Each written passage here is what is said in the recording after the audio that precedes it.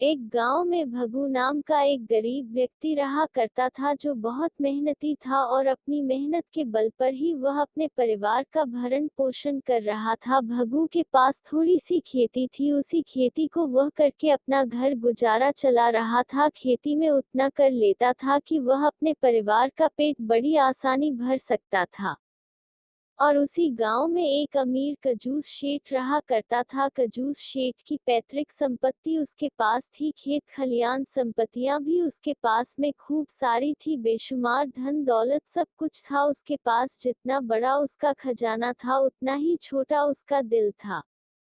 वह मजदूरों से खूब काम तो करवाता पर पैसे के नाम पर उन्हें कम पैसे ही देता और साथ में उन्हें जिल्लतें दुत्कारता भी था। वह बहुत बड़ा कंजूस व्यक्ति था, पर क्या करें, गरीबी के हाल ने मजबूर कर रखा था। आधा गांव उसके खेत खलियान में ही काम करता था।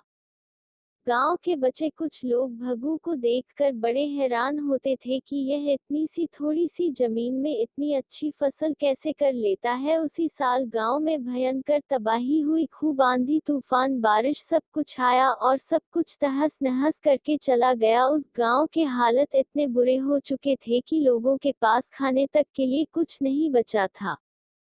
उसी में से एक था भगू, जिसकी हालत गांव के सभी व्यक्तियों से ज्यादा कमजोर हो चुकी थी। जैसे तैसे करके अपना घर का गुजारा कर रहा था। एक वक्त के बाद उसके पास वह भी खत्म हो जाता है। हालात इतने बुरे हो चुके थे, भगू के पास कजूस शेठ से कर्ज लेने के अलावा और कोई रास्ता नहीं बचा था। अगले ही दिन कजूस शेठ के पास कर्ज लेने के लिए भगू जाता है। कजुष सेठ ने भगू की पूरी बात सुनी और उसके मन में लालच जागा। क्योंकि वह पहले तो कंजूस था, तो उसने सोचा क्यों ना मैं इसे कर्ज देने से बेहतर है कि मैं इसे अपने खेत में ही काम पर लगा लूं। क्योंकि अगर मैंने इसे कर्ज दे दिया तो यह कर्ज कहां से लौटा कर देगा, इसके पास तो इतना बड़ा खेत भी नहीं है।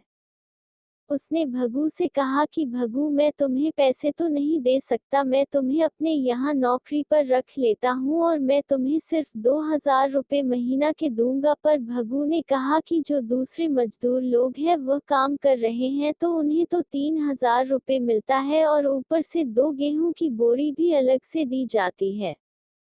कजुष सेठ कहा कि देखो भगू, मुझे दूसरों से मतलब नहीं है, तुम्हें अगर काम करना है तो करो, वरना मेरे पास में बहुत मजदूर है काम करने के लिए। भगू मरता ना तो क्या करता, अपनी मजबूरी और परिवार वालों का पेट पालने के लिए वह कजूस शेठ हाँ कर देता है। भगू के जाने के बाद कंजूस शेठ ज्यादा खुश होता है और सोचता है कि अब मैं इससे खूब काम कराऊंगा, क्योंकि इसके किस्से मैंने सुने हैं और इसे ऊपर से पैसे भी कम देने पड़ेंगे, मुझे तो डबल फायदा होगा। अगले ही दिन से भगू कजुष शेठ के यहाँ पर नौकरी करने लगता है। भगू मन्नतों में खूब मेहनत करता और उसकी मेहनत के बल पर उसने 6 महीने का काम सिर्फ और सिर्फ 4 महीने में खत्म कर दिया। जब यह बात कजुष शेठ को पता चली तो बड़ा खुश हुआ, लेकिन उसके अंदर बेईमानी का ईमान डगमगा गया।